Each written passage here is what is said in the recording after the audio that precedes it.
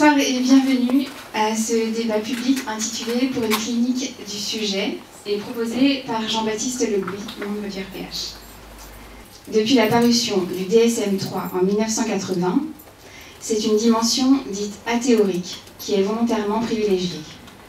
Or, il s'avère que ce parti pris idéologique n'est pas sans effet, puisqu'il a fait disparaître l'approche psychodynamique de la psychopathologie et les références à la psychanalyse, en même temps qu'il met sur le devant de la scène l'idéal scientiste et la clinique du médicament.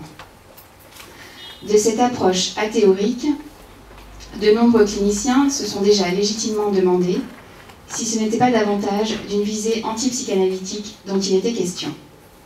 Car c'est bien la rencontre humaine, dans ses imperfections et ses incertitudes, qui a été balayée.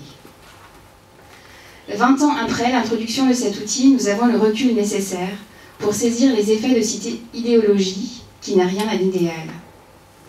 Différents constats ont été posés, tels que le manifeste pour en finir avec le carcan du DSM, qui expose de manière claire et accessible les points problématiques de ce manuel.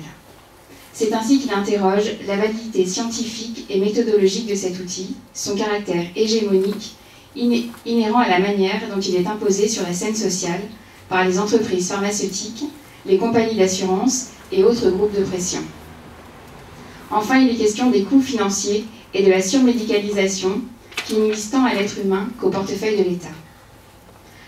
Depuis la fin du mois de mai et la parution du 5e opus du DSM, la toile s'emballe et pointe les risques de cet outil.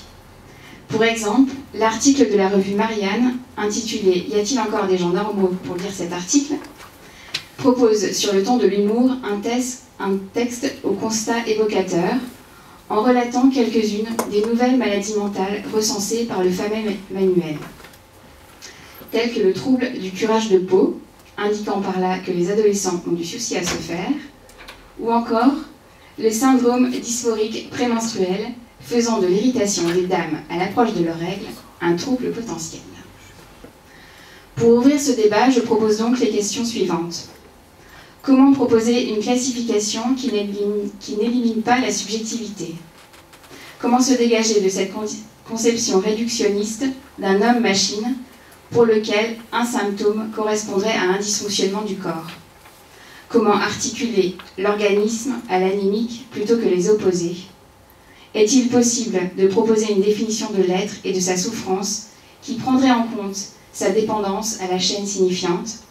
Existe-t-il une clinique sans considération pour la valeur des symptômes, en tant qu'ils font certes souffrir, tout autant qu'ils soutiennent l'échafaudage de l'être? Autant de questions qui trouveront peut-être écho ce soir. Il est temps de passer le relais aux intervenants qui vont animer cette soirée.